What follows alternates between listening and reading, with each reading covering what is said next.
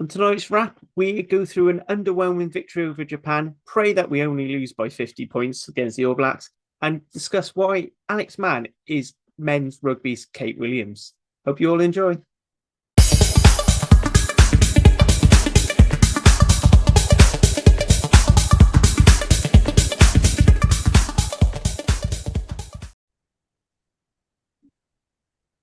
Hello, welcome to another edition of the Welsh Regional Rugby Appreciation Podcast. As ever, I'm Harley in the hot seat. I am joined by Dan and Hattie. Today, how are we both? Good evening. Good, thanks. All right. Now, keen viewers on the YouTube channel will notice that we haven't got Nick. Unfortunately, he still hasn't recovered from the trauma of being recommended to go watch Wales Argentina and is having some sun therapy in Tenerife. So we're instead joined by one of his Ospreys co-hosts, Jack. How are we doing, Jack? I'm good, everybody. Thank you for having me. Looking forward to it. It's just don't think it personally. It's just a contractual obligation to have an Ospreys here. So I said we'll get on to. So everyone's here to look for the game. We'll get on to it later. Just going to rattle through the news, get it out of the way, and then we can spend more time focused on the meeting. So first of all, bit of news coming out of the Dragons. So Steve Cummings, who I thought had already left, he is now left partway through his contract to go back to Australia. Hasn't really played. Is he going to be missed, Dan? No, not really. I mean, That's the middle of both ends of it, isn't it? it wasn't his last game in Wales playing for the Scarlets. Yeah, I think it was. That sums that one up, doesn't it? Yeah, probably best for everybody involved with that one, wouldn't it? You know, he wants to go back and do the family thing and all that great, and we don't have to pay him anymore. Yeah, absolutely. Then more sort of Dragonsy news. Well, with Dragon Scarlets hybrids, Stephen Hughes has announced his retirement. Again, I thought he'd already retired with Miami, with the Miami team going bust in MLR. I mean, great player. Be nothing to say what he's going to be doing in the future. Potentially pegged as a coaching role. He's still coaching in the MLR, I think. Yeah, I could be wrong. I think it was announced a while ago, if I'm thinking of the right person, that he was going to coach with DC. Yeah. And then it was just, I think he'd just forgotten to actually retire. Yeah, there seems to be a lot of that. It's an admin error. He forgot to tick the box. Yeah.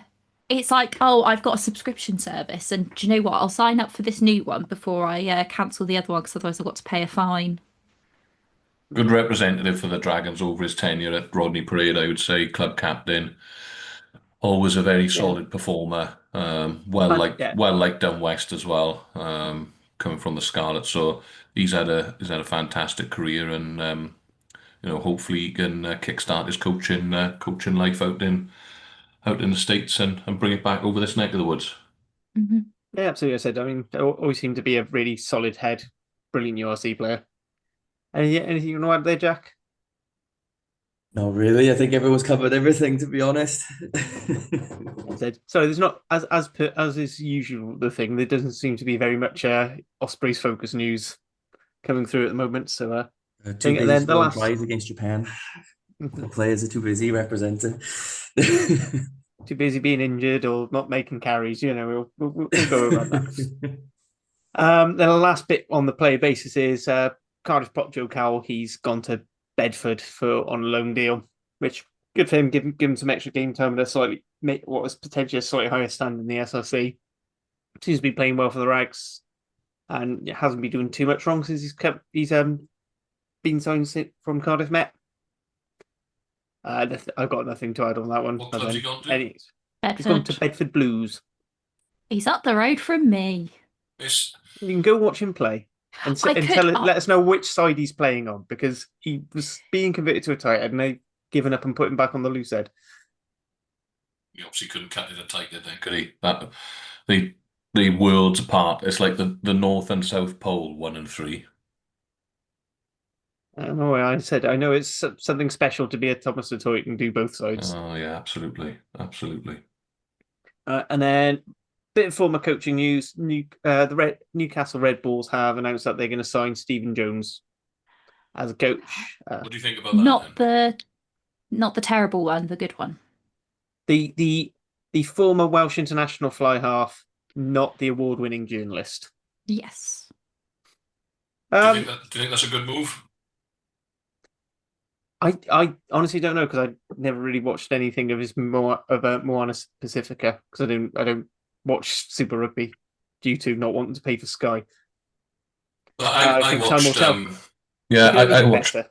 I watched a bit of Super Rugby, and they were okay. They were pretty good. Obviously, they weren't setting the world on fire.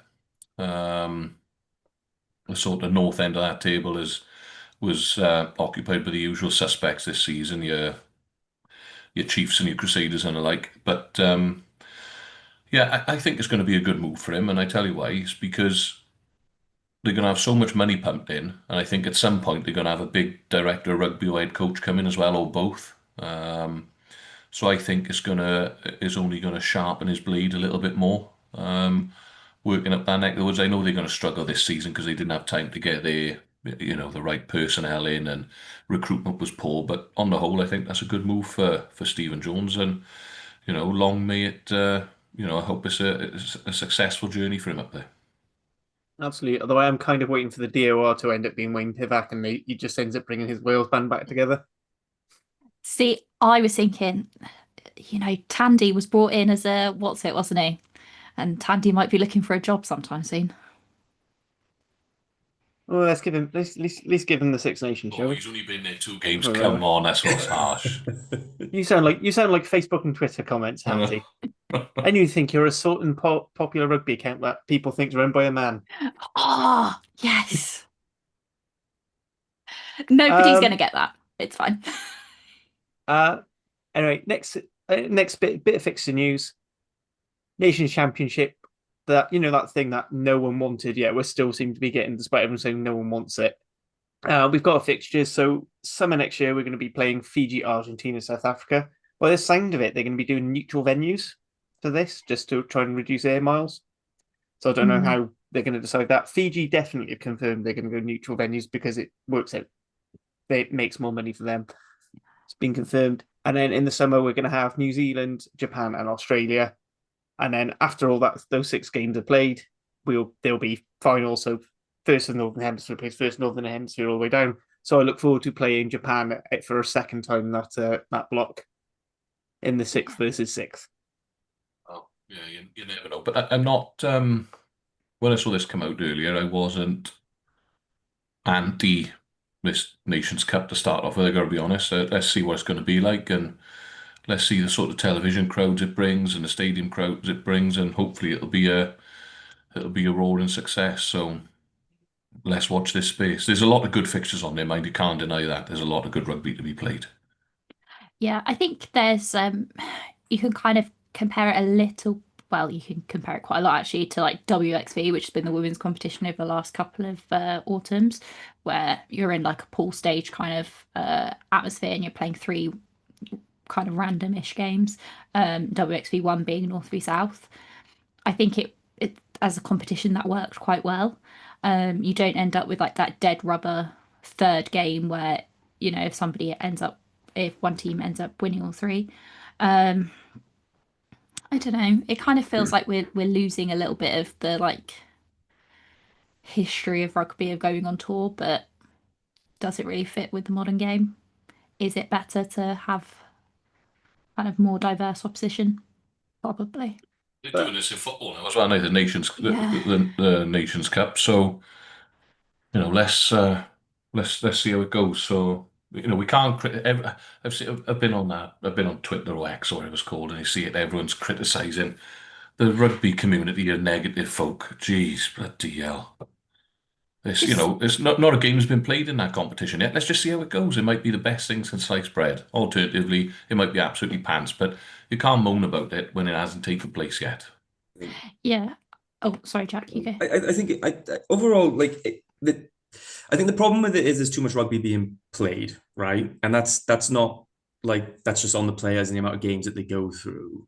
But in terms of trying to create like a more diverse kind of amount of teams, people to play, more meaningful games for teams like Fiji, like Japan, and so on, it's actually like a good move in that respect. I think there's I'm in 2 minds on it in terms of it's a lot of games in a calendar that's already crammed and players that are already kind of playing lots and lots and lots of games of incredibly physical game itself. But then on the other hand, it's like if you are going to give teams like Japan, like Fiji, and so on more meaningful games, then it's important to actually do that. And in the long run, I think it could be quite like good, particularly considering like Wales now as well, you know, going on tour of South Africa or New Zealand or even Australia, it wouldn't really make much sense at this point.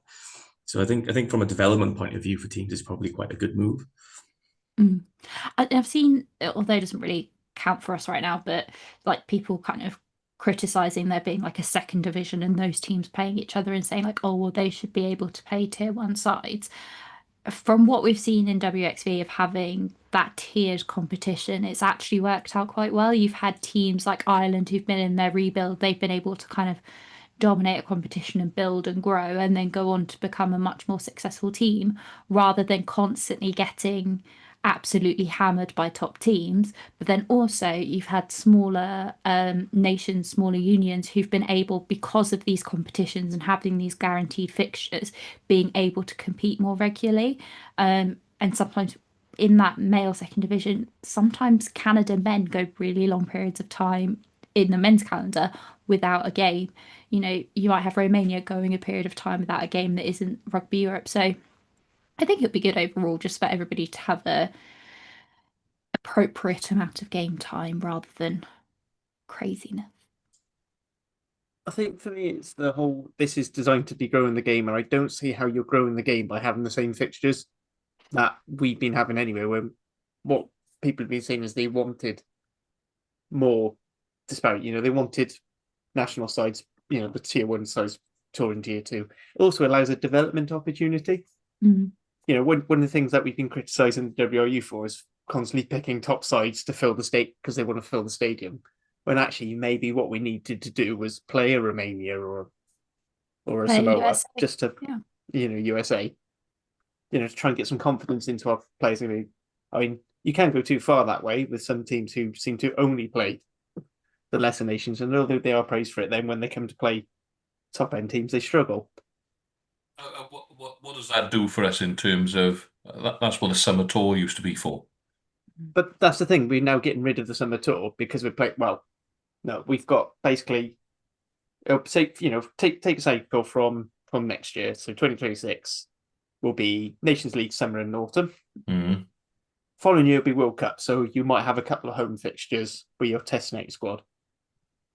Then it's back to the Nations League then for 2028. And then you've got Lions Tour for 29. Then you might have your transfer development tour. And then you're back to Nations League. So you now got this Nations League taking up 2 of those years. World Cup takes another year. So you've really only got 1 year for development to do that development tour. Or Wales are going to have to put, or, you know, teams are going to have to do a bit more of what they have been doing, which is a lot more A games. Well, you say that, mind. You look at the amount of playing staff that South Africa have blooded in the last 12 months. You look at the amount of playing staff that France have blooded and rotated in the last 12 months. I mean, effectively, France took a C team to New Zealand. Or what, you know, nowhere near what would be anywhere near their first team squad. So there are teams that, you know, I watched that Scotland and an USA game a few weeks ago. And the reality is it was pretty pointless, wasn't it? It wasn't a great, you know, it wasn't Scotland's best team, far from it. But that, like, USA got nothing out of it because they got absolutely pumped, and Scotland would have taken nothing from it either because they, you know, it was an 80-odd point blowout. I do agree with what Harley's saying. These sort of 18 fixtures would be better. Like you saw this weekend, England Saxons went and played Spain out in Valladolid, and that was 29-25 or something like that. Really, it was very, very close. Really close game. So that's obviously the sort of level you should be pitching at. And I don't know, arguably Wales could go out to Spain and play with the first team and have have a good game at the moment. But yeah, maybe that is the way forward to go and play some of those, because England played the Saxons twice now recently, haven't they? They played in the summer. They played like England. They played France. They also played. They played Ireland. some. Yeah, they played someone at Welford Road as well, I think, didn't they? It was Ireland Day. It was either Ireland Day or Scotland Day. I know they've and then they've just played Ireland have had that Spain. emerging island tour as well, which is like an extra layer on that. Yeah, so maybe South that's Africa quite often have an A game, an A team which they use, and they tour big sides. Which again, something that maybe that's where we're if our missing clubs out. want to start making money, looking to maybe get a travelling A side in, or these tier 2 nations to play games. Because I remember Cardiff hosting Uruguay a couple of years ago, and that was a fantastic game. Yeah, I remember that. Yeah, absolutely. I suppose we digress. What else is on the news there, Harley? So last couple of bits. So basically, WRRAP are making an absolute hash of these negotiations, causing the Dragons owners to walk out of the meeting after 10 minutes. And considering some of the demands that they're trying to put on benefactors, I don't blame them, frankly. Also, Dave Butcher's has been on Twitter moaning, quite rightly, about how they were briefing, the WRU were briefing journalists during the game on Saturday instead of waiting for them all to come up with an agreement. Now, for me, this is where the union are going to struggle a little bit, because they have discarded of proper business minds, such as the one that I can't believe they ever let go was Amanda Blanc. I think she's a fantastic business mind. And Buttress is obviously a good business mind as well. And I quote him from Twitter, whereby he's quoted the Wales Online headline, whereby Wales Online have basically tweeted, the Dragons owners walk out after 10 minutes. Buttress's reply was, personally, I think lasting 10 minutes was a great achievement given the content. Now, irrespective of the rugby stuff, if you're talking about business, Dave Buttress has clearly got a fantastic track record, entrepreneurial, set up Just Eat. I'm assuming he sold Just Eat on, I think, or whatever it is he's done with Just Eat, and is now chief executive at OVO Energy, is it? Is he chief exec at now? Yeah. So, take the rugby, just purely on a business side of things, they've met their match in Dave Buttress, I would have thought, haven't they? And the fact that he's just walked out. And then when you have a little read of some of the things that came out in the press last week, in between this week's pod and last week's pod, whereby the union won centrally contract all players. They only want they want people to pump anywhere between the owners now of any given club between £1 and £1.5 million in a year, I think was a figure that I read. They want them to take on the COVID debt, pay the COVID debt back, and even though, like Mr. Buttress, for example, is going to be ploughing money in and only allowed to run the commercial arm of the Dragons, for example, the union want 50% of all profit. Now, I'm not Richard Branson, maybe Richard Branston, but who's going to be putting in money? Who's investing in this? I don't know what you guys think, but it's just absolutely insane in there. Unless I'm missing something. Laughable, isn't it? It feels like a cross between like some LinkedIn guru who writes absolute slop, and it comes up in a post on your timeline, and you're like, this is ridiculous. I don't know how at all you have a job, let alone seemingly are successful, mixed with a toddler who says, if you take me to Disneyland, I will give you half of my carrot that I've eaten already and give it to you. And then like a bit of GCSE business. Like it's just absolute nonsense, and it doesn't make any sense. And it annoys me that like stuff is coming, like we're in the middle of a campaign and there's all these distractions because they just won't shut up. And I really don't care about his bloody blogs. I don't need to know. I really don't. I'd rather that they just came out and were like, this is it. I don't need constant updates because it's just annoying me. What do you think, Carly and Jack? It's laughable. So like, obviously, I'm sat with the team that's got to try and get away from the WRU, and you're just thinking, what only in their right mind saying, yeah, would you like to buy this rugby team? It's got £6 million worth of debt. Well, that's not very good. we're going to give you a certain amount of money for player release and helping with developing the academy. Oh, okay, that's fine. And I can pick which players I want and go for the thing. No. We pick the coaches, we pick the style, we pick the players. Oh, and you still got to keep paying us money to pay off these loans. And then can I have some of your profit as well? And you don't own the ground either. Oh yeah, so you can't even make money off that. Oh, and you've got to sort out the lease deal so that we can redevelop our stadium next to you and use all your hospitality area for production stuff. And you're just like,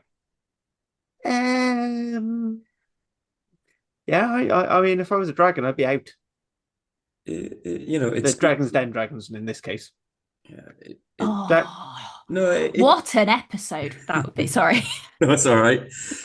It just speaks to the contempt that they showed towards the fans and have showed towards the fans for a long time. And it's just behavior that has been seen time and time again, but now it's towards the owners of the clubs. It's not surprising. And it reads like it's being written on the back of a cigarette packet in a pub going, Joe, it'd be nice if we could get the loans, and if we could have like all the benefits and none of the negatives, and we could get like some of these like people who have a reasonable amount of money just to give us some of it, that'd be great. And that's just like kind of like what it reads like. And then it's more of the same, isn't it? It's more of the same. Let's ignore the fans. Let's say that we don't care about who beat New Zealand and what the history is, and also let's like treat the owners in the exact same way. It's madness, isn't it? And I don't really see what happens from there if all the owners of the club say like, well, we're not giving you any money. Like, where does it go? Yeah, I said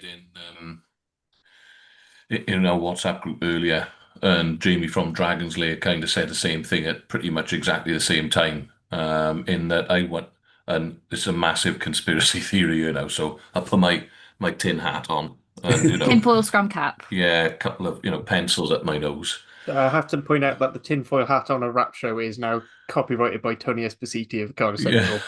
He has got an endorsement deal now. We'll pay him. Is it a tinfoil scrum cap or is it just a tinfoil hat? It's all tinfoil headwear is the thing, but the lawyers are going through the minutiae. But do you think that the union are making it that difficult and that unrealistic that people in the end go, oh, do you know what? Forget it. I'm out. Buttress pulls out, Y11 pull out, whatever it is. This is just insane. We can't do this anymore. And the union either come in to quote unquote like rescue as they did with Cardiff, rescue someone, or they go, okay, well, we'll buy you out. I don't know how much Buttress has put into the Dragons as an example. We go, come on then, we'll buy you out. And then all of a sudden the union have got total control over absolutely everything. I mean, absolutely, and then they can have their weird campus of everyone playing on the same place. They can. You might as well just call them A and B.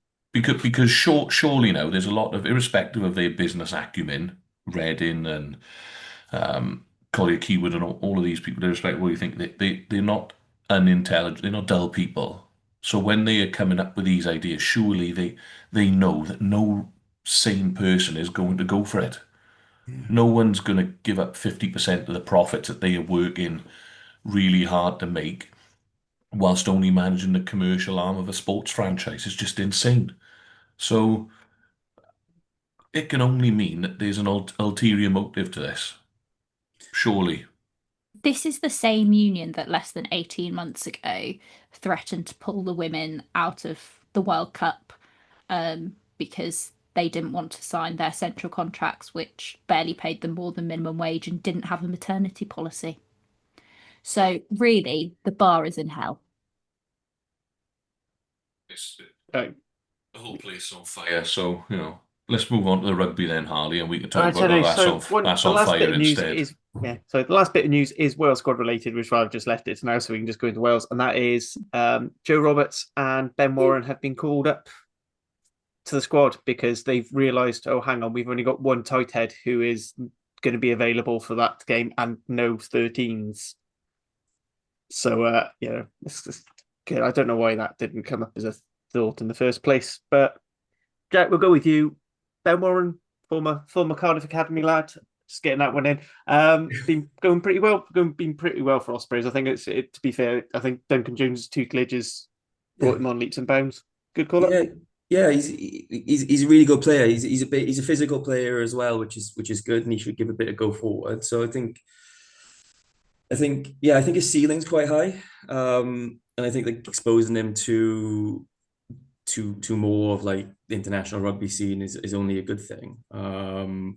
We're not overly blessed in those positions in Wales, so anybody kind of like who is a big lump who can put it about a bit, I think it's a good call up. And I think I mean, it's unfortunate he's coming up against New Zealand, who are bad in the scrums, and then South Africa, who aren't bad in the scrums. But I think it's a good call up, and it'd be interesting to see how he goes. Because I always think that sometimes he looks like he could be a world beater, really, really good, and then other times I'm a bit like, oh, he's not putting it about as much as you'd like. So it'll be interesting to see in terms of where he goes, I suppose. But yeah, absolutely. And then Hattie, a quick word on Joe Roberts. Not a huge amount to say. I think most people were surprised he didn't make the initial squad. Yeah, I think he's just had a bit of a bad run with like injuries over the last couple of years, and I think with the Scarlets being, let's be frank, piss poor, it kind of puts a dampener on picking anybody for the Scarlets right now. So, but he's a really, really great player. He's probably one of my favourite players at the Scarlets at the minute, just in terms of like where I think they can go. So yeah, I'm excited to see. Hopefully he gets game time. It'll be interesting to see who's paired up with if he does make it on the pitch. It'll be Ben Thomas. It'll be Ben Let's Thomas. just accept this thing. It's going to be Ben Thomas unless a ban sticks. Yeah, which I'm not. I think that's going to be interesting we can get onto team and stuff now. It'll be very, very. That's a very, very different inside centre than he's used to. So yeah, we can go on that. Although to be fair, they did play a fair bit. They have played a bit together.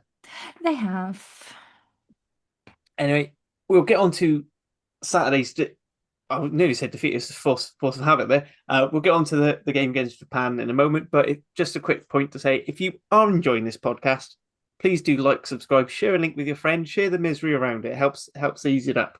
If you leave us lovely comments on our YouTube channel, lovely producer Lee will reply to you in the exact same tone you message in. So that's always worth a laugh if you want to try and get a bite. Not that I'd ever do that to Lee on a burner account.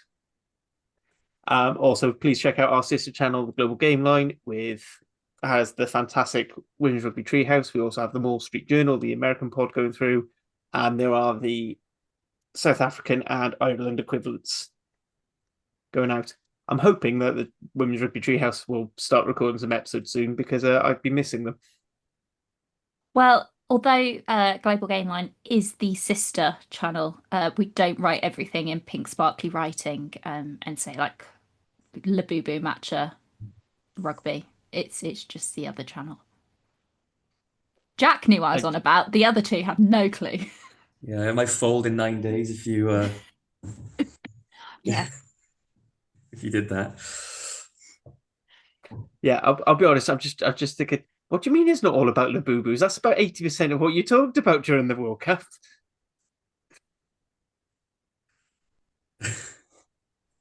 That's a visual cue for our audio listeners. I do apologise. Yes, that was the Welsh Labubu.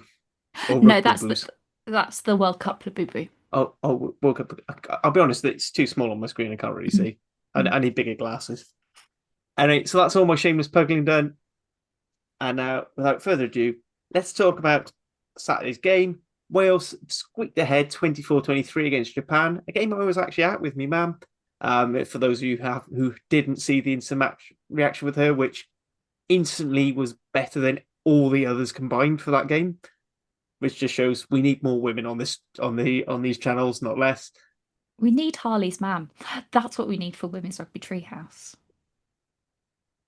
I'm sure she'd love to chat shit about rugby all day. And, I feel like, Julia would love a fellow member of the front row union. it's one of the few. It's a very weird thing to always said growing up. They were saying, "Oh yeah, so what do your mum do on the weekend? Oh, she's a hooker." Just a couple of stats I picked out from Wales Japan game. So just because they're things we've been talking about a lot. So post contact meters per carry, Wales are on 3 meters, Japan 1.69. So Wales actually on the slightly better end. So they say 4 is the bet is where you need to be for a World Cup, and that is post con. So it's not just the cheap meters run up by your fullback. Passes to ruck, a stat that I wanted to bring it for Hughes, done a bit of video on his channels about his theories on this. So Wales made just 2.2 passes per ruck, Japan 1.7. Points for 22 entry. Wales again doing quite well with 4 per entry against Japan's 1.5. We actually had faster ruck speed at 4.59 versus 4.86 seconds per ruck, but I think that just says more that we were frantic than necessarily efficient with it. And then on the discipline stakes, Wales had 11 penalties, 1 red card, and Japan had 10 penalties, 3 of them being yellow cards. Now I've said all that. I think, Jack, as you're the sort of guest of the panel, would you like to give us sum up of your initial overall thoughts before we get on to Patty and Dan? Oh, I was never in doubt, was it?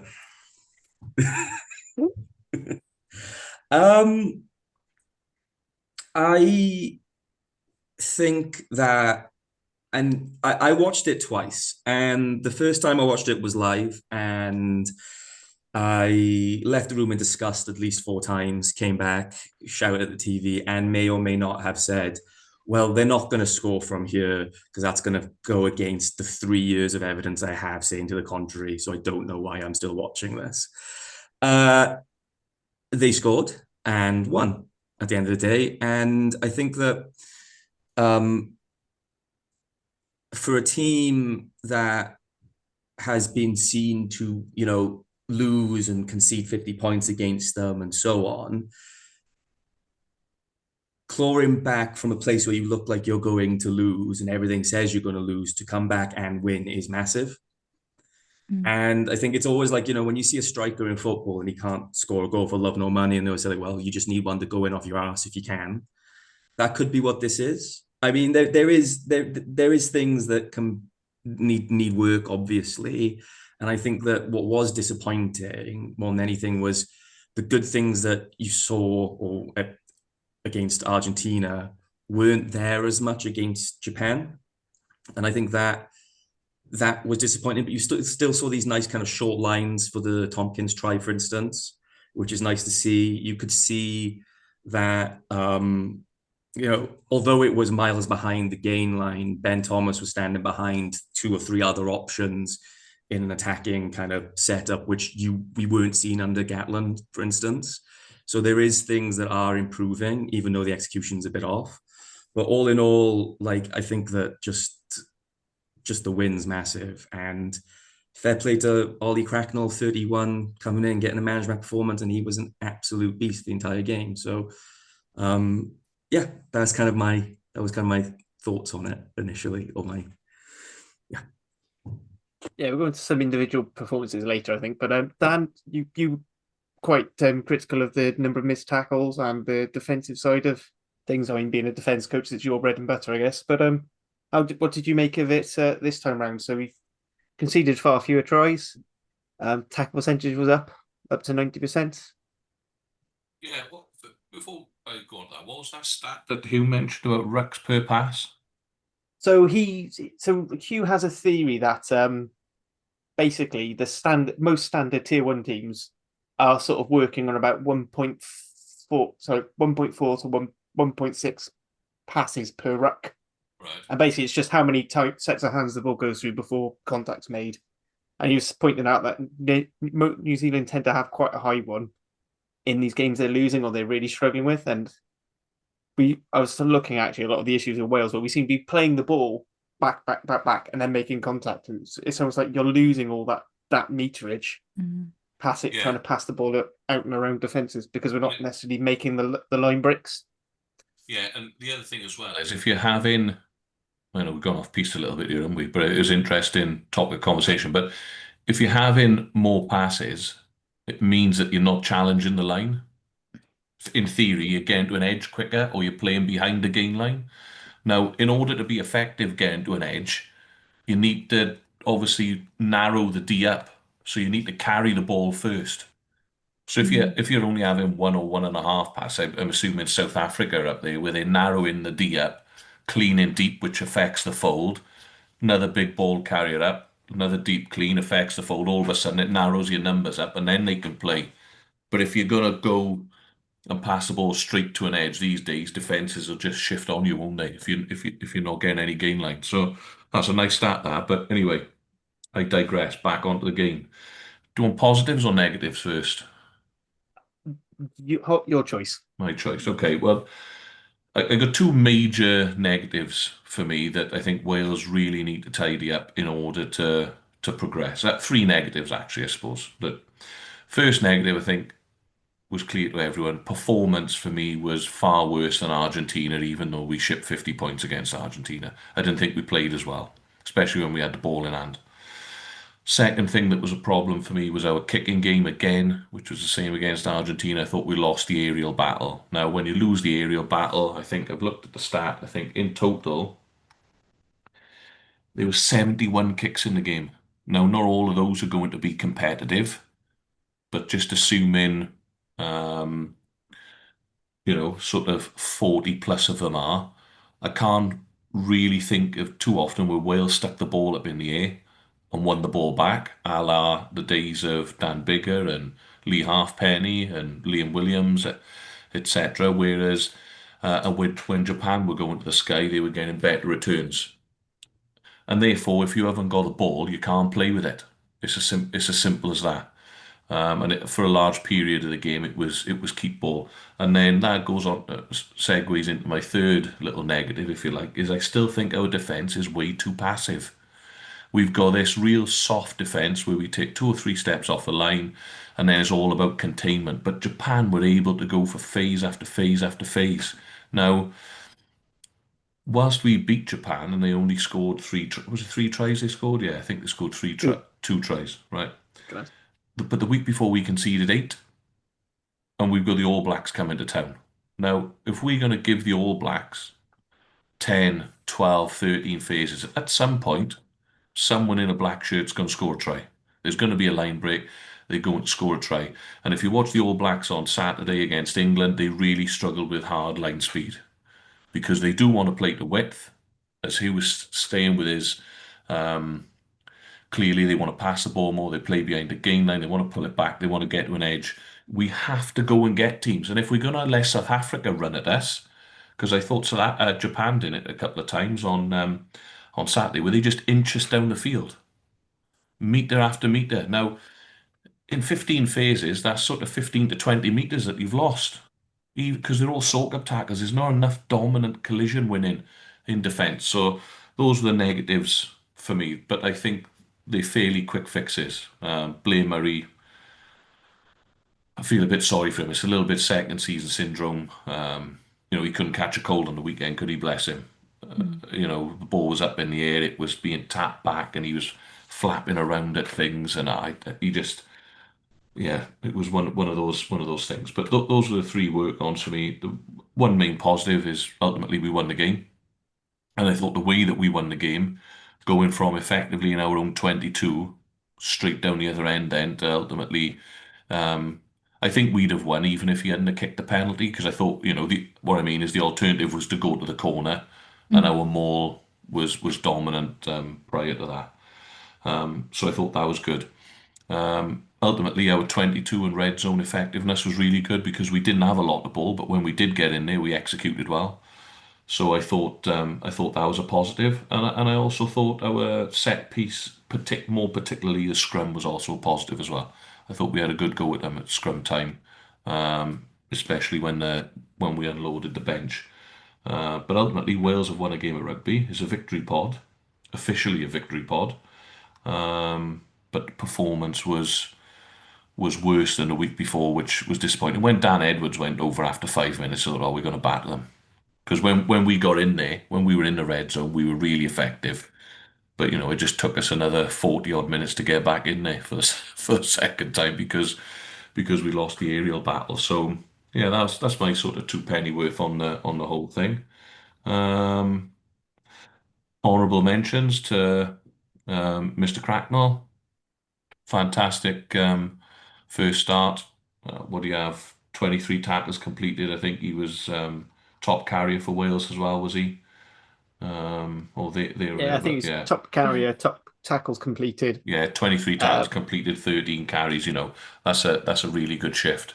Not like it's a stat, but he got a turnover assist for Alex Mann. That absolutely fantastic. That's not a statistic. Yeah, we'll I give know. it That's him. why I said We'll it's give it not him. a statistic. Good tackle. It's not a statistic, but he did assist. He basically set up a turnover for Alex Mann to get over, and it was basically because it was such a good chop tackle.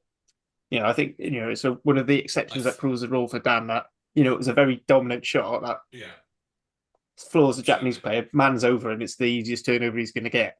I thought Mann had a very workmanlike game again. He's getting better. I don't know what it is about Alex Mann. I like him. He's a good rugby player. I I just wish he was like a stone and a half heavier. Do you know Because if who he, he? I don't want to be weight obsessed because I hate doing that. But he's got the potential to be a real. He's got a potential to be like a bit of a Richard Hill for us. I think, but he's kind of caught between a couple of positions at the moment where I'm like, oh, on the blind side, he's not quite big enough for us. But at 7, he's not Jack Morgan and all these little things. So, and the other one I've got to be in my bonnet about, and you can come at me on this, is Adam Beard carrying once in an international fixture. I'm sorry, I don't care whether his day job is to win lineouts and defend mauls. You've got to carry more than once. Can you imagine if, like, grassroots level, whatever, a second rower only carried once? Dan would have his Well, head. well, it's funny you should say that because we complete the stats for Alex Mann. We count the tackle and carry count every week, and I went back to have a look at what the second row was doing for us, and like weekend before last, they were at like 11 and 10 each. So, come on. We ended That's up with a full session of carrying drills because after a game, they noticed on the video that there were only like 4 people who carried in the pack and across the I game. Like that's the sort of what it's like at yeah, grassroots. and people that are in the Adam Beard supporters club will go that he's a very effective line-out operator and his maul defense is very good and he hits rucks. Okay, I get that. That's his primary job, right? A prop forward's primary job is to scrummage. Dewi Lakes is to scrummage and carry, but he still carries the ball into double figures.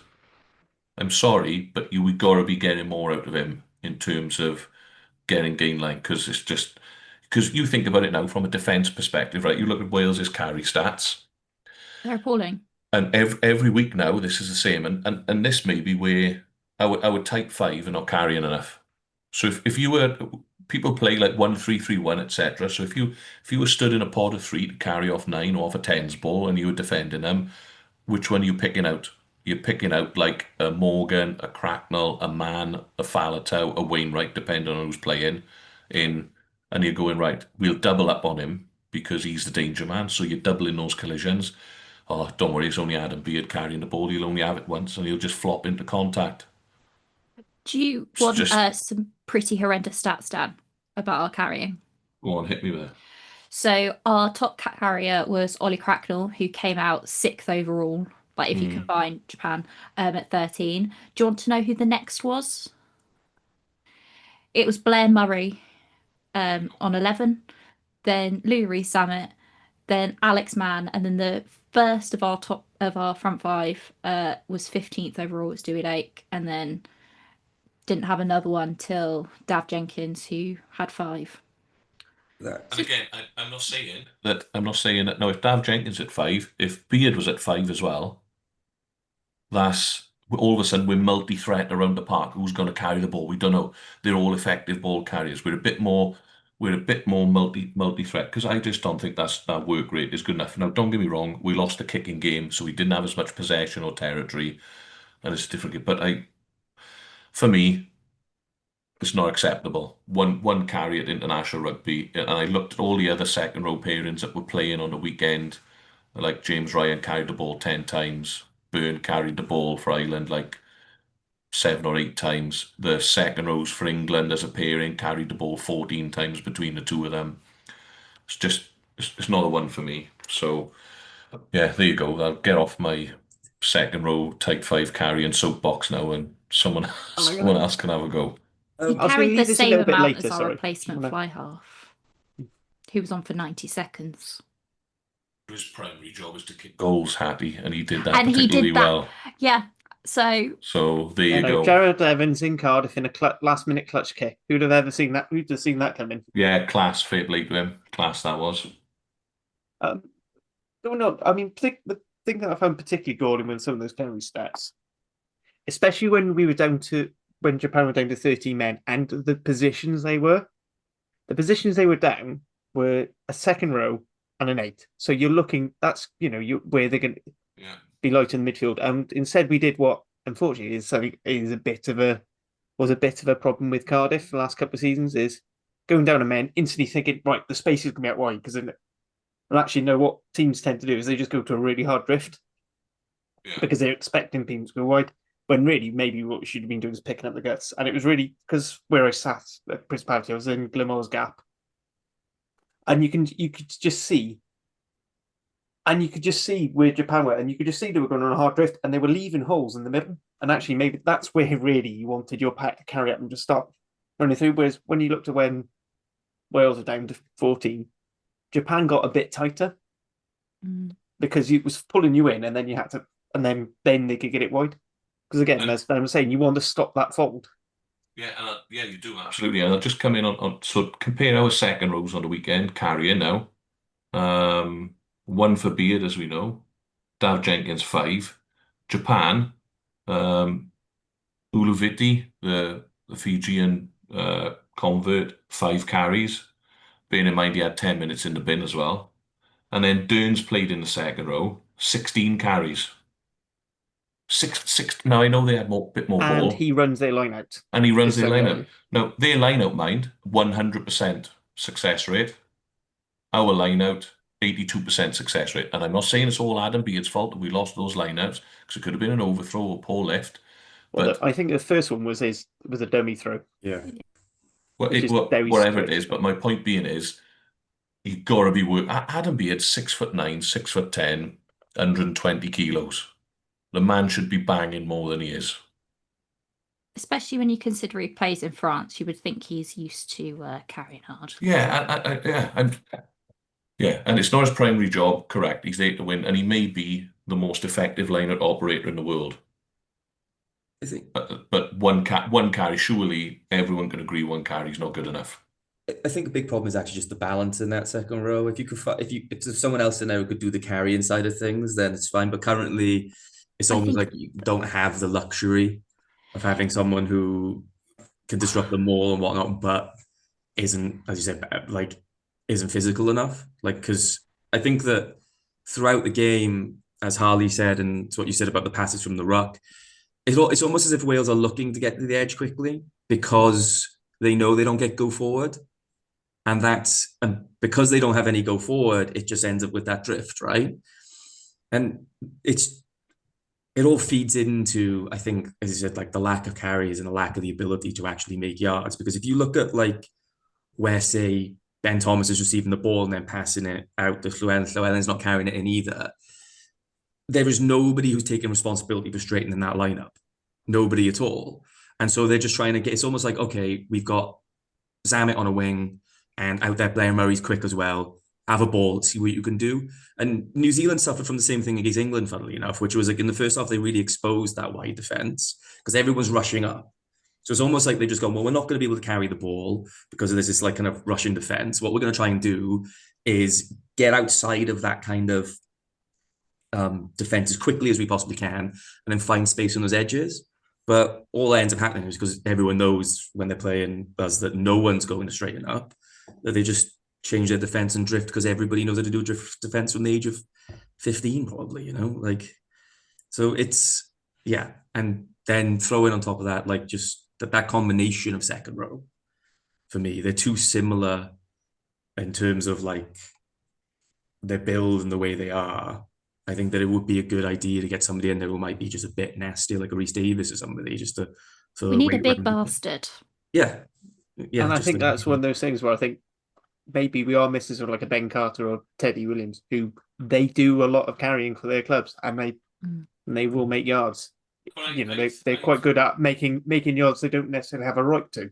Yeah, and I've been reflecting on this a little bit, and maybe the front, not just the go forward from the pack is our issue, because actually, when you look at it, Cracknell can bang, Wainwright bangs. Wainwright was off a bit Saturday, but Wainwright can carry. Faletau when he's in carries. Morgan carrying week before. Deves if he can come in. They've all the back rowers in Wales have shown that they can carry the ball and can carry the ball for meters. So maybe it's more of a front five issue whereby, I look at. And I know rightly so, you and Jamie cut me in the group yesterday and said, well, Adam Beard's our line-out forward. Okay, fair enough. But I'll still nail my colours to the mast. One carry's not enough. But you look at other teams around the world now from even a prop forward perspective. They're a big ball carrying prop forwards now. Take Ellis Genge, for example, at England. Fantastic ball carrier. Gain line ball carrier. We've got one in Rhys Carey. But he doesn't get on the ball enough. Doesn't get on the ball enough. Whether that's a system or him, I'm not sure yet. But so there are people there that are, the South African props. They can carry. They are gain line carriers. So maybe that's actually where we're lacking a little bit. Is our front five's not giving us that go forward in terms of able to get gain line ball when it's required, and the work rate's not quite there for it. But I suppose we could talk about this until the cows come up.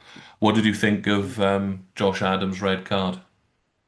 I wasn't. I mean, we'll address it now. It was a red. It was reckless and it was bloody stupid. It was.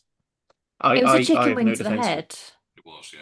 Like that's red this year. That was red in 2019. That was probably red back in 2015. Like, you can't argue against it. I think if anything, we were lucky and he was lucky it wasn't a straight red, because in my opinion, I think from what we saw for the rest of the weekend, it was probably a fair shot. He's lost his head a little bit, hasn't he? He's tucked the arm. There was no need for him to counter wreck.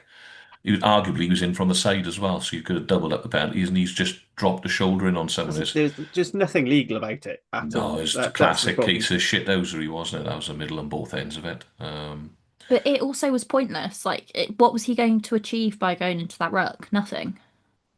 No, exactly. So, and they thought it was out foul play, wouldn't it? Yeah.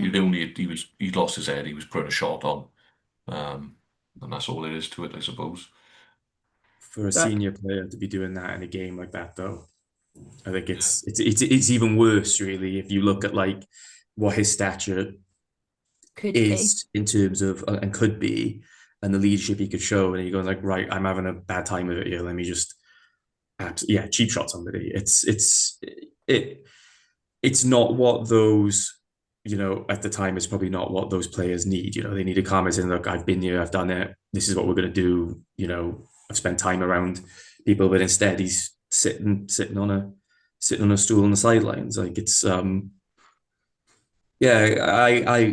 was fairly unimpressed, but I'm sure that he's probably apologized to it, and he probably knows better than anybody that he probably shouldn't have done it. So there you go. But it was a stupid thing to do, particularly given his stature in the squad. It was a lot of it felt very Warren Gatland era. Of we've heard kind of a lot about how the atmosphere in camp wasn't great, and it wasn't a positive environment to be in. And I also think it reminded me a lot, weirdly, of, do you remember when Dan Biggar had a massive go at Rio Dyer on the pitch? And it was just it felt like they were all stressing and they were just getting too much at each other.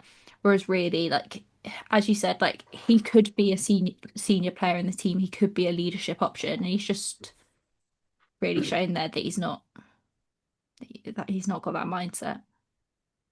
Yeah, I feel like for me, it's also a bit of a testament to a microcosm of the whole game as a whole, because I feel like Wales weirdly was so nervy and they were trying so hard not to lose that they nearly lost it, because it was almost like everything that was good about the Argentina game just basically went out the window. And I think it was basically they were so desperate not to lose, and then it. And the heads sort of went with it. I think for me, the thing that annoys me the most about that game, and the thing that really actually kind of changed the game completely, it changed how we played, it changed how the players kind of reacted on the pitch was Japan going down to 14 and then Japan going down to 13. It should have been like a moment where they went, oh shit, we'll turn the screw, we'll go, up a level, we'll punch through, etc., etc. And they didn't. They almost like took their foot off the gas a little bit and expected it to be easier.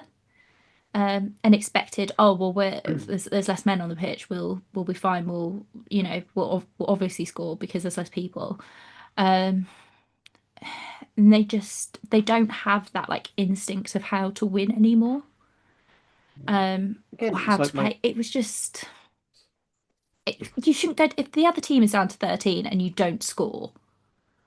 That's just embarrassing. It's very your Wales in 2015 against Australia. Yeah. Yeah. Yeah. It does go back to the point I was making, where we seem to not know where the space was going to be. We just assumed it was going to be wide. When actually, especially with that second year regard, I thought, do you know what? It's probably a bit far out for it to be an effect, but call the scrum, because you're down the second or you're down the 8. That's their two big. That's a lot of heft there. Right. Worst comes worst, you only get a penalty out of it. But either you're going to be marching this scrum backwards, or they're going to have to put some extra bodies in which case then you are going to have that space out wide. But then even then, I was expecting a few better set piece moves from this Wales team with Jockey as attack coach. And I remember one scrum, and I was looking at the setup, and I knew instantly they were just going to try. It was going to be straight to Ben Thomas, Dan Edwards on a loop, and then it's going to go Llewellyn, Zamet. And it was like, because Josh Adams didn't look like he had any intent. He was hovering behind Thomas Williams, but it didn't look like he was going to be a carrying threat. It didn't look like Max Llewellyn was going to come in on a hard line and just, again, it's that whole thing of holding defenses. And we weren't doing it. And I think, even if you don't necessarily make as many yards as you like, just lifting that ball off the base of the scrum for Josh Adams to do a hard line crash in, it's going to put that element of doubt. Because at the moment, teams know they just need to get to the width as quickly as possible. Whereas, if you can throw your blindside winger down that seam, yes, he might get snagged by the flanker, or he might get a weak shoulder against a 10, and then he's going to make a bust. But at least makes the defense think. Yeah, and whenever you make backs think, it gives them a chance to make the wrong decision. Yeah, I thought that Japan had learned from Argentina as well. They know that Wales wanted to play out the back, and they defended those passing lanes. Like there was 2 or 3 times, I think, where they pulled the ball back, and it just went straight to a Japanese player who stood in that passing lane, able to sort of get hands on the ball. So you are right. You need to be. It's all well and good playing at the back, but you need someone running an unders line effectively to hold that defence, or you need some blockers in to try and hold that defence. Otherwise, you just play side to side, and Wales have been guilty of doing that. I think in both games now, side to side, not going anyway. All right, the right idea then is to kick the ball, but we've lost the aerial battle in both games as well. I felt it was really strange for me because I was watching it, and I bring up Rees-Zammit quite a lot. And last week I was like, oh yeah, he ran into contact. What a absolute surprise. He never used to do that. He did it so much this week, and it was because the ball that he was getting was so poor, and it was just like suicide passes. They were just chucking him the ball. He had no space. Where was he supposed to go?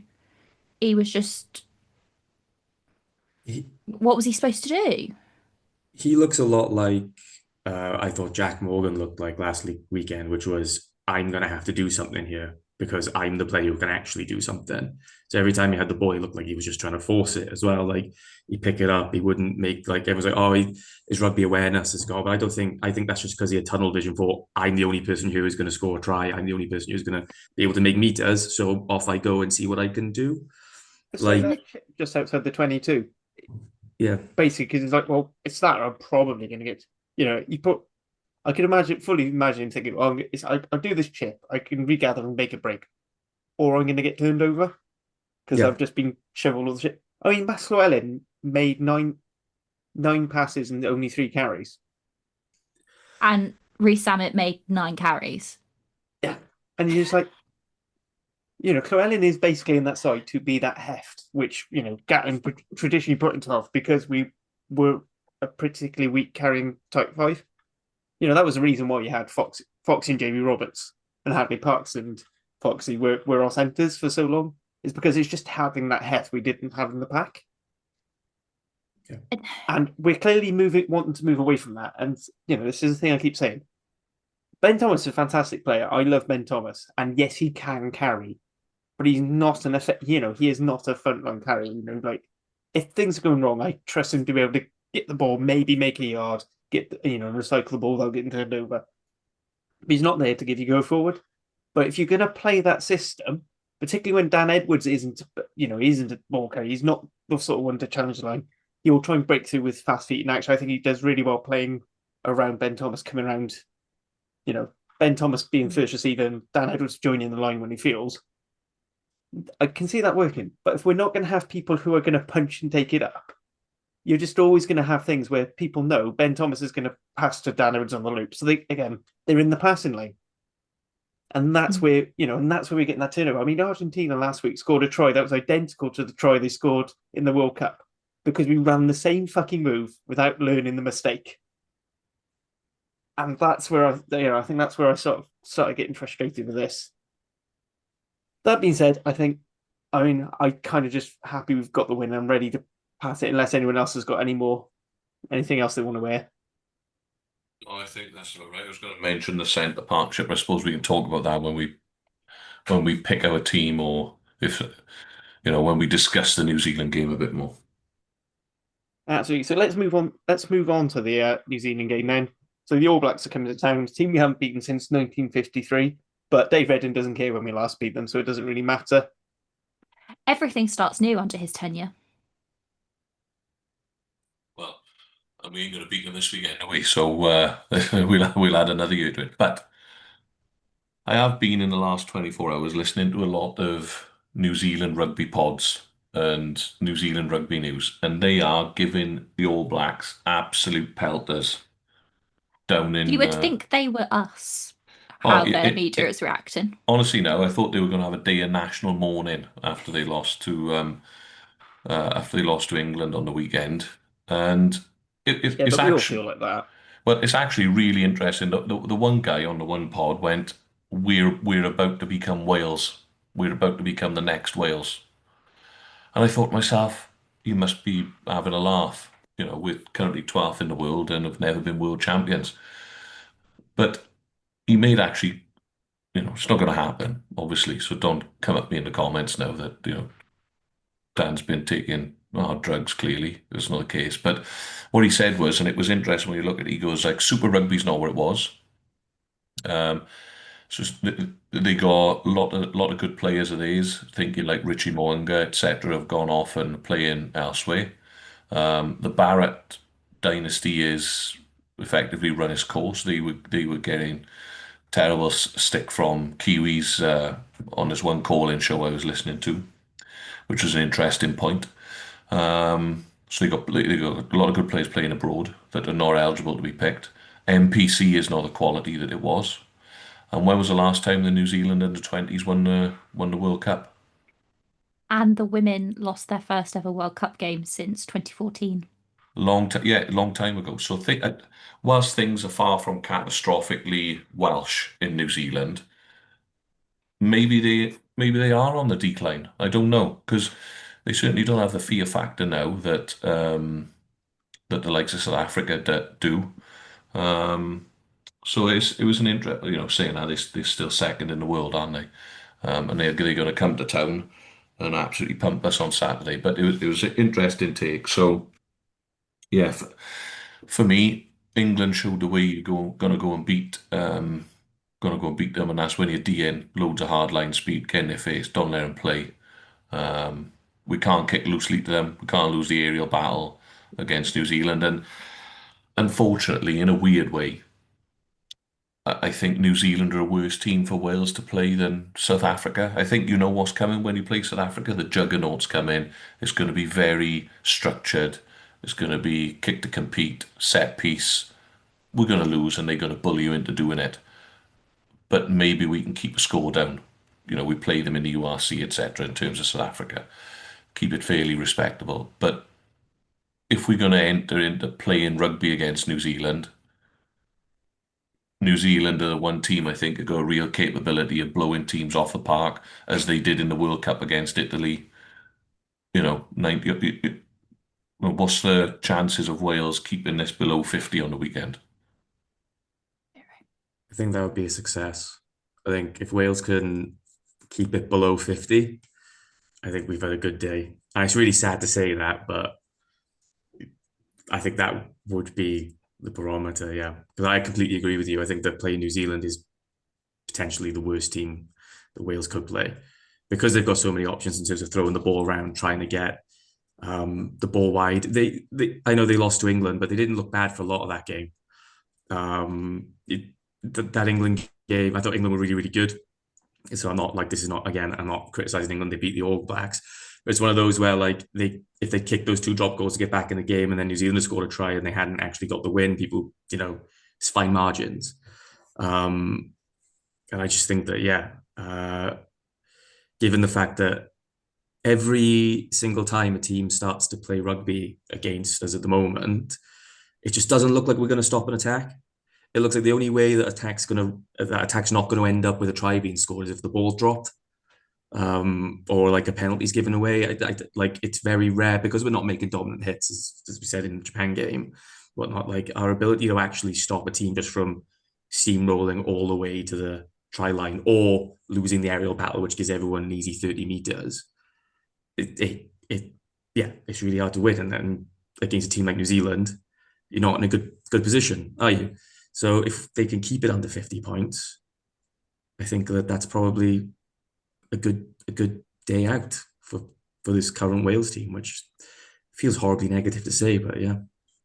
And this is my concern. I think New Zealand have got more potential to put a horrible Italy style score on us than South Africa have. Because I think in terms of the South Africa game, and I'm not jumping ahead here, I just think that the aerial battle, they'll stick to structure.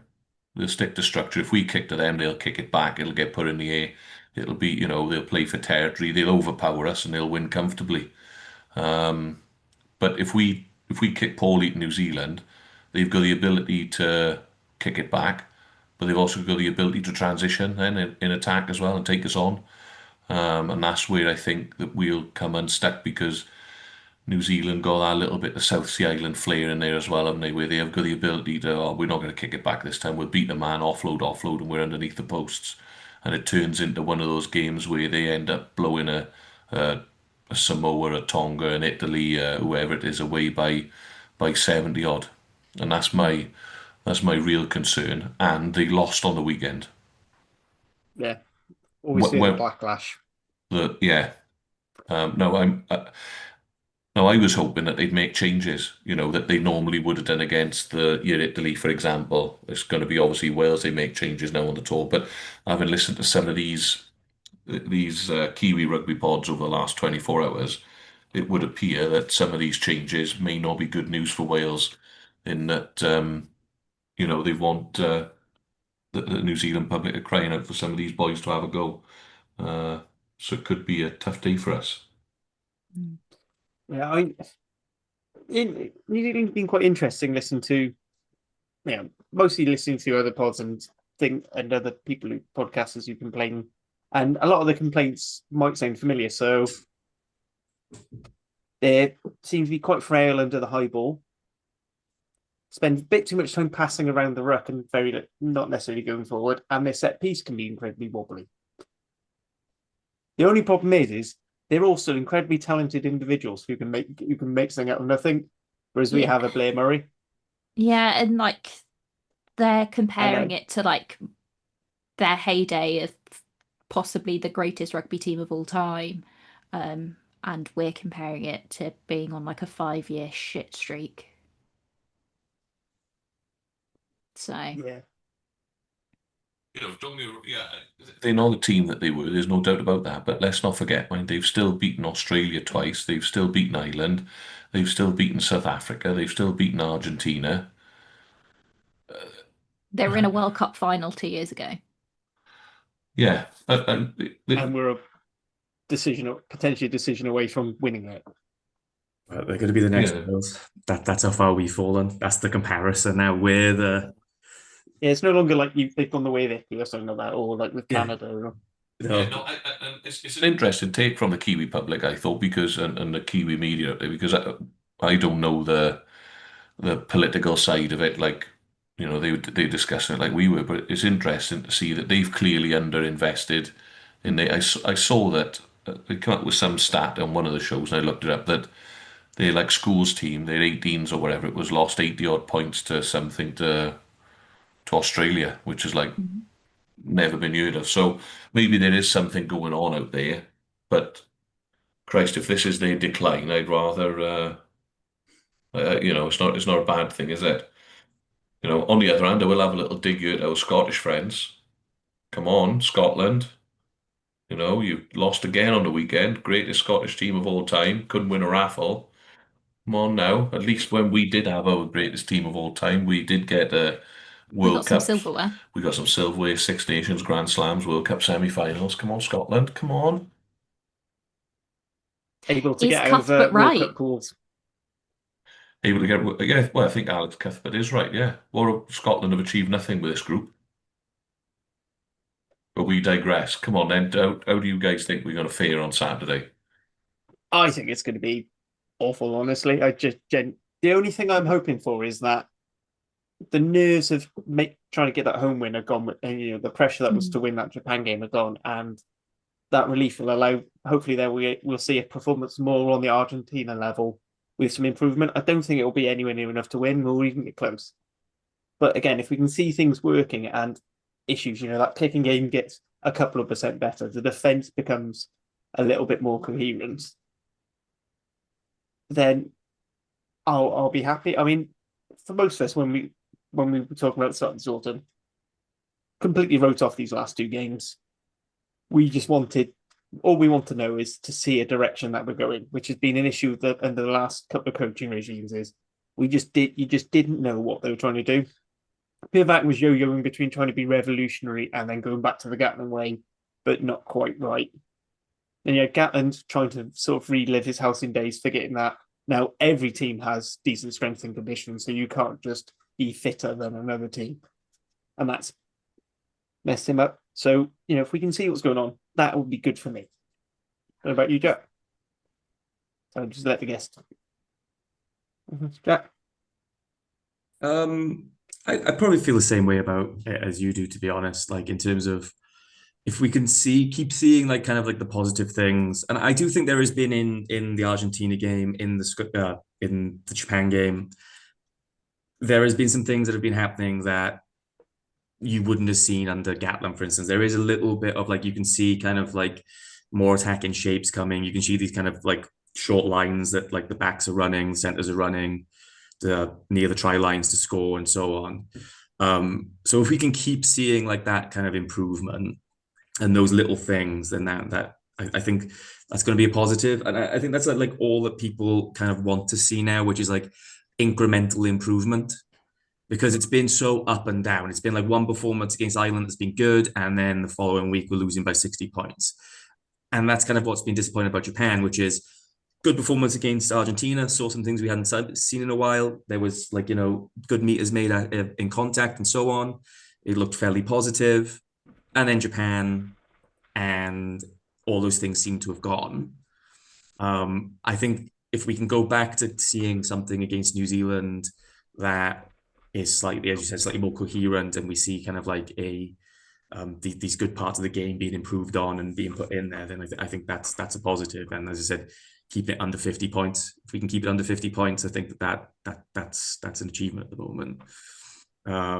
So yeah, that's kind of my feeling on it. My worry is that it becomes a lot like the Six Nations campaigns, which is good performance, worst performance, hit the ground, bottomed out basically at the ground floor of losing to England, and that would be disappointing to feel like it's still the same kind of, oh, what's happening, you know, where are we going?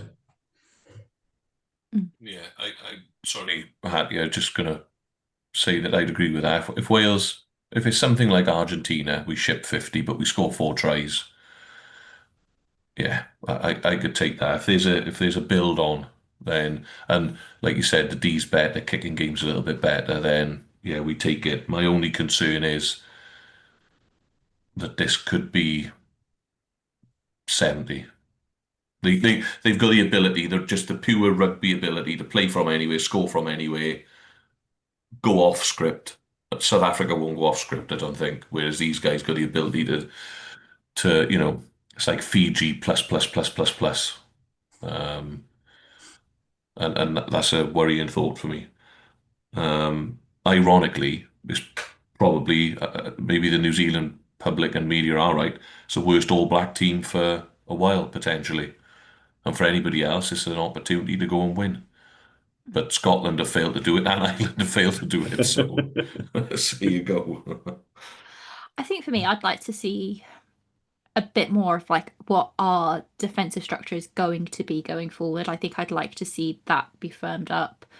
What do you think it is now? No, Hattie. This is my I point. think This it's would soft. it's soft and contain, but we can't win collisions. So why are No. we doing that? Why are we letting people come at us?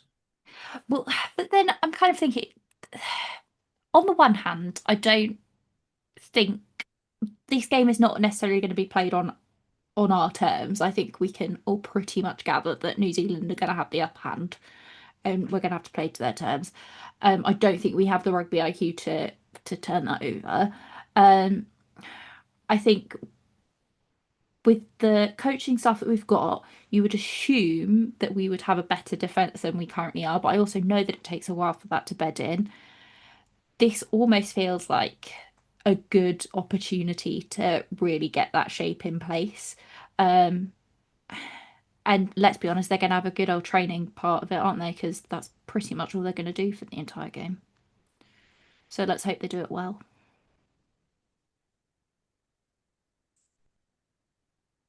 Also, hopefully, we have the better anthem. Oh, That's that's the a only given. thing I I mean, think the New we can Zealand win. anthem is awful. And do you know what? It was bad this weekend as well. Do we know what ticket sales are like for the stadium on Saturday? Well, I got an email straight after the Japan game offering tickets for like 12 quid. So Do you know what? Tempting. I'm not gonna lie, that is tempting. Yeah, but I I've never went seen the All down. I Blacks. went down a few years ago to the 2017 game. Played the All Blacks then, and it was 120 quid a ticket. Yeah. There you go. There's a sign of it, and I thought we were in some sort of inflation crisis. Not if you're a supporter of Welsh rugby. So the Cardiff rugby season ticket hasn't changed price since I was a student. Well, 1967. That's pretty good, isn't it? I tell you.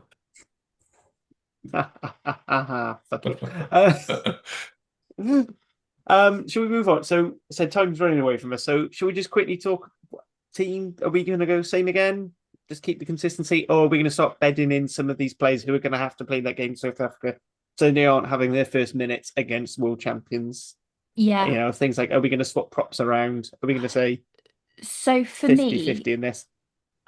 with our props, obviously we do have England-based props. I think it's difficult, isn't it? Because I don't want to tire out what's going to be our first choice props for South Africa against New Zealand. So I do potentially see the benefit of having like Smith and Kare play some hefty-ish minutes, whether that's off the bench or starting. But I also think, we're not going to have our second row that we've had for the last 2 weeks. And as we said, they're not carrying particularly hard. So I think that needs to change.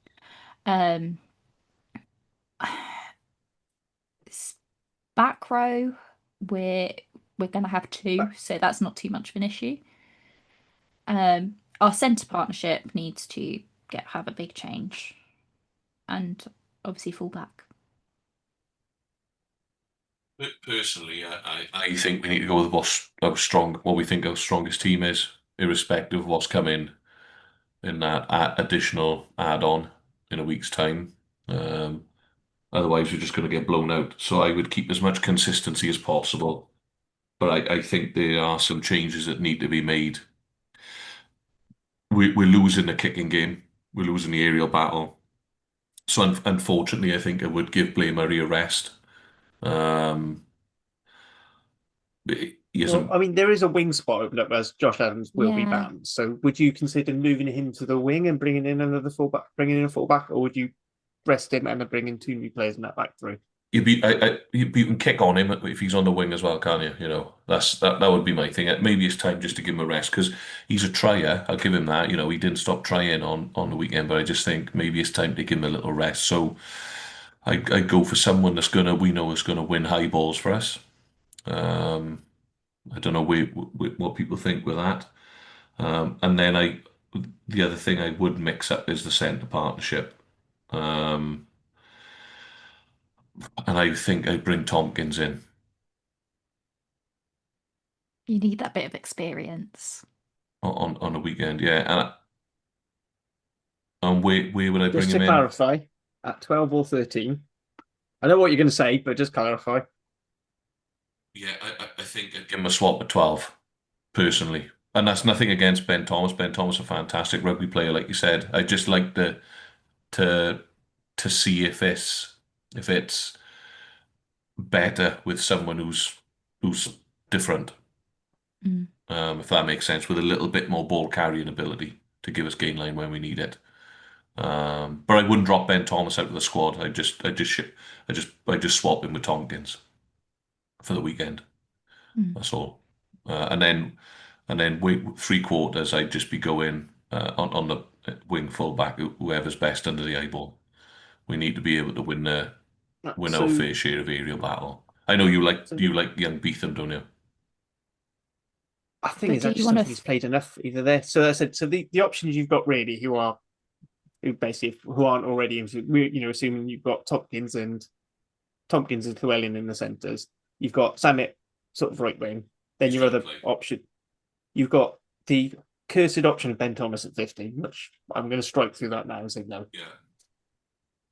Because he will be playing at 12. Just accept this. It's the same as knowing that. It's the same as when you know Andrew Porter will be playing 70 minutes for Ireland. You just know it's going to happen. You just go for it. I agree with you. I think maybe it is time to give it a change, but that's what's going to happen.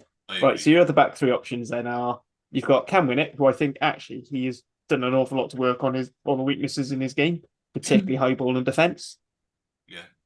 And then you've got Tommy Rogers, who again sort of came through as a fullback, was mostly playing there before we switched Blair Murray. And then you've got the potential of having Joe Roberts there and bringing him straight in. And you either have him on the wing, which he has played for Wales before, or Max Llewellyn onto the wing. That thing. And again, Tompkins himself has played wing. I think I'd go a Winnett at fullback. I think personally for Saturday. I mean, the way I'm thinking is I'd probably move Zamet from right to left. I know he prefers being on the right, but I'd probably move him to left because, as well, with the way Jockey likes to have his attack, he likes his left wing being all pace. And although they're probably Zamet's probably the big winger and the fast winger between him and Rogers, I'd say his speed, he is definitely more of a speedster. So I'd probably go him, that Rogers right, and then Winnett fullback. It's probably how to set that. I said, agree centre partnership. I think, Tompkins probably the better option over Hawkins, purely because he is playing more.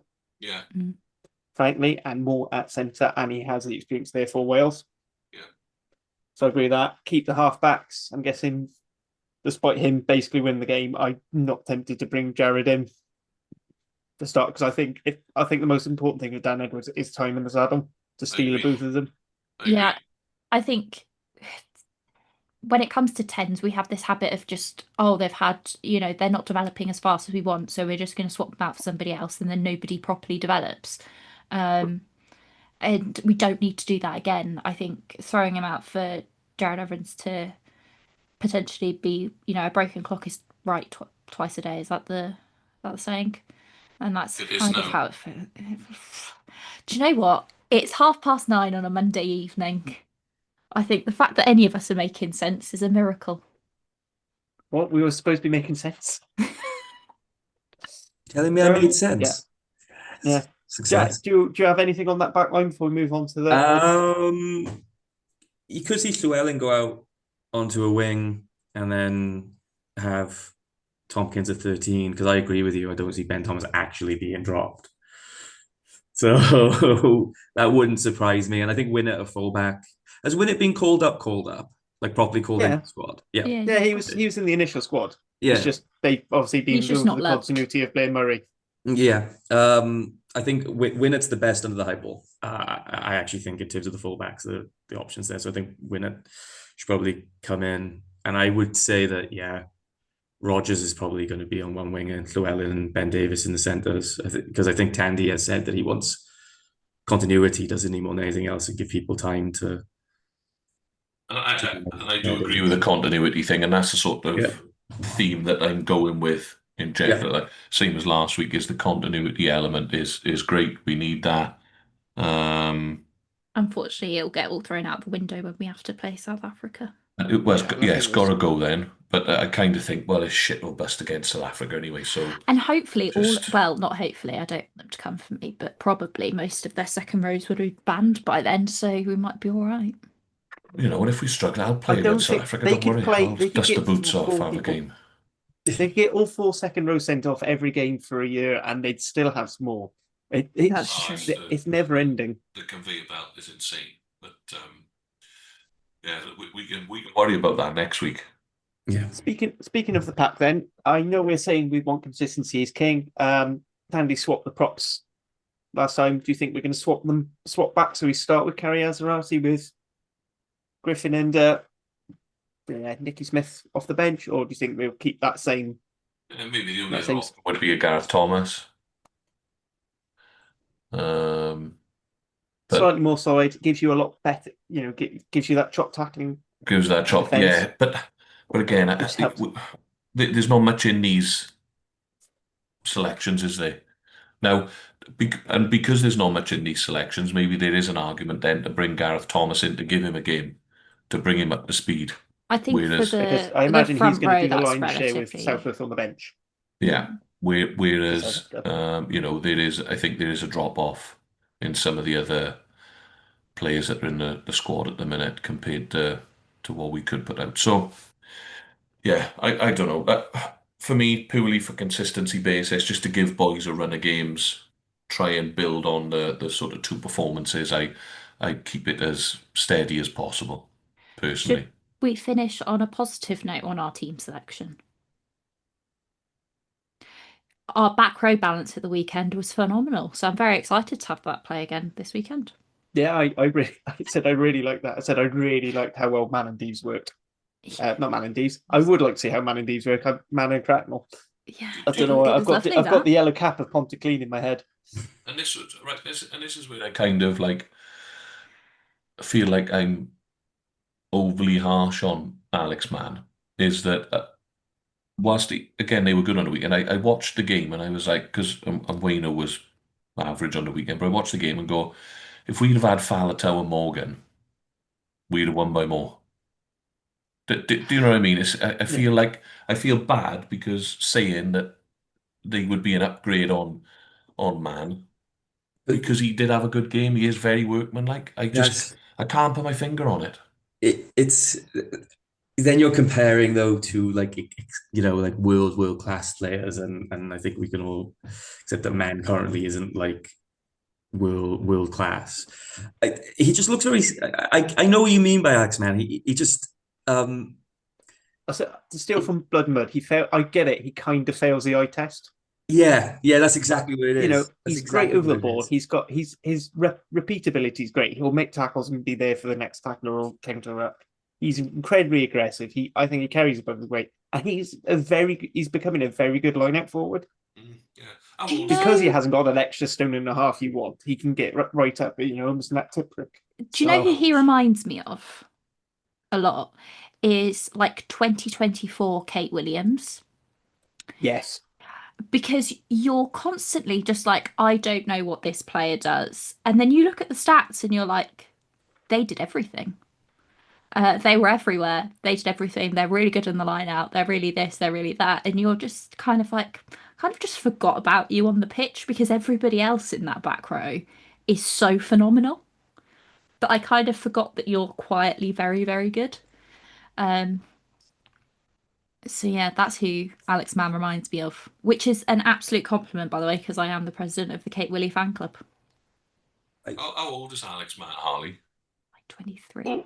Yeah, he's early 20, very early 20s. I'll double check. You vamp whilst I check.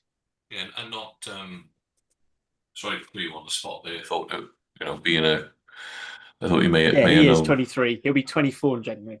Like there you go. It's What a guess. no age really for a back row forward, is it? Exactly. Let's And be honest. he's only going to get better, I think, Yeah, personally. he just when he's 30, 29, 30, he's going to be a different animal altogether.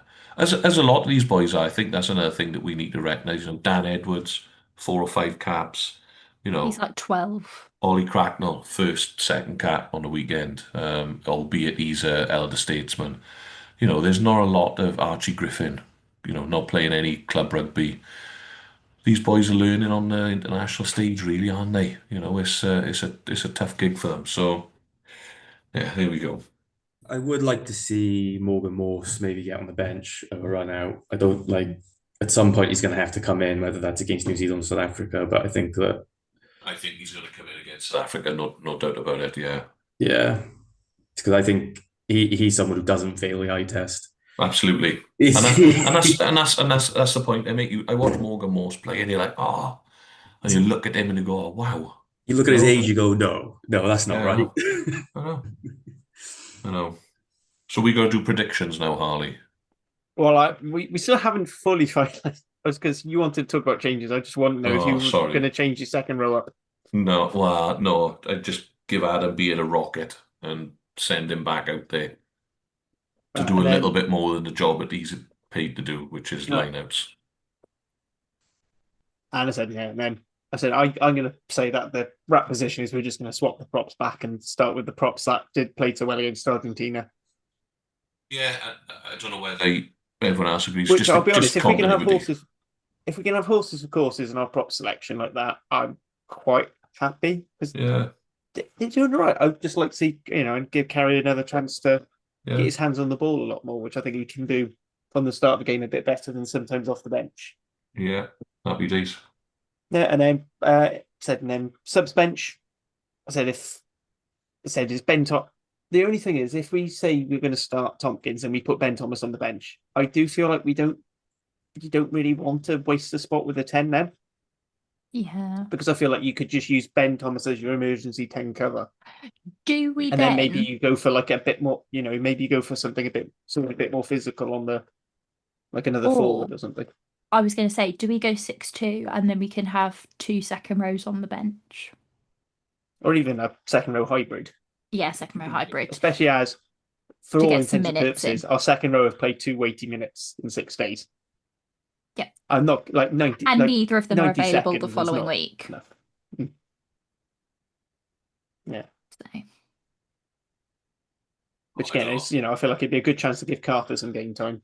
Yeah. Or if we're not going to go for Carter, you go Thomas and Plumtree, and then that's where you bring Morse in. Yeah. Yeah, maybe. Go on, you make the final call, Harley. Make the executive decision. Rubber stamp it.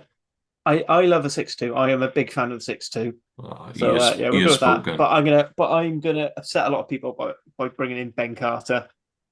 I think Ben Carter. Use Freddie Thomas as your 6/loose headlock, and then let's have Morgan Morse for just something off the bench, because by the time he'd be coming on, what's the worst that can happen?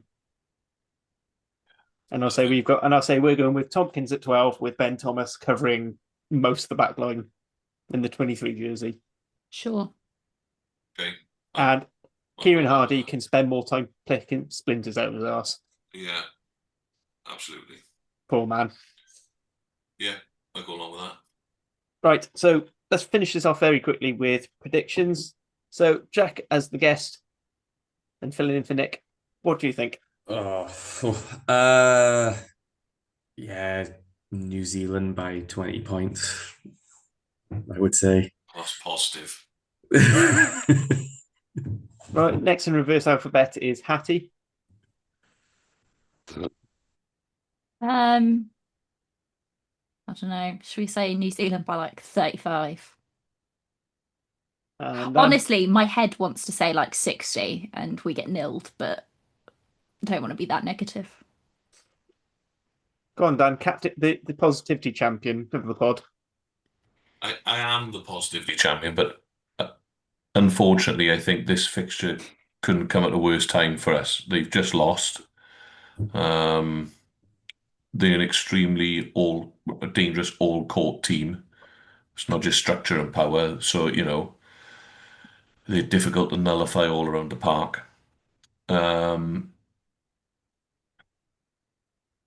Sorry, boys, New Zealand by 55. Right, and I promise me and Hattie aren't copying each other's homework, but I again feel like it's going to be sort of mid to late 30s range for New Zealand there. So, and I'm going to go with a nice round 34 points, just to put it there. I don't seem like the positive one anymore, do I? But I am. I just think that this. No, you're just positive that we're going to get stuffed. Yeah, no, it's just a horrible fixture for us. So what I will say as well, just before we finish, is I've actually really like Steve Tandy at the moment. Like you could see on the weekend, like that win meant a lot to him.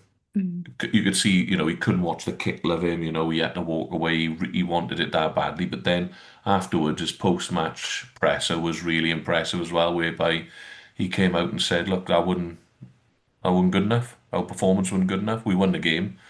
Brilliant. That's what we needed, but the performance wasn't good enough." So every time I hear Steve Tandy speaks, he grows on me. He's a man of Wales. There's no doubt about that. He wants the boys to do well, and I think that genuinely, and we've not been able to say this well, Steve Tandy has Welsh rugby at the forefront of his mind. He wants to leave the place in a better place than where he took it over. So there's a little bit of positivity for you to end on. I think as well, just to add to that, sorry, Harley, is that he's not just, oh, I want to leave Wales in a better place in terms of results. He actually seems to care about the players as individuals, and they've all come out and kind of said like the atmosphere is a lot better in camp and things like that. And I think that plays a lot bigger role than a lot of people would like to kind of admit. So yeah, it's not just he's leaving it in a better place than he found it in terms of results, but leaving it a better place cultural wise. Yeah. Any more for any more on this one? In that case, as always, I like to get the last word in. Yeah, I agree with you. Tandy just seems great. It does show that he cares. It shows he's trying to bring people along. Like, it actually, it makes even more sense with some of the coaches he's picked now. Is that we've got a team of people who like to bring people on a journey with them. And the big thing is, there's so many things he could hide behind, and he doesn't. He says, oh, we weren't good enough. This, we've got to get better at coaching this in the week. We've got to take responsibility for that. And it's something that I was getting very close to just giving up. I just stopped caring about Welsh rugby in general, sticking with Cardiff. Cardiff was going to shit. I was just basically going to walk away from it all. But I'm starting to get the spark of hope, and steal from the Dragon's Lair is the hope that kills you. But I'd rather have hope and be disappointed than not give a shit anymore. So, on that note of positivity, yes, it was a terrible win, but it was a win. Thank you all for listening. And I hope we're going to be slightly more positive about an annihilation next week. Nostar. Nostar. Nostar.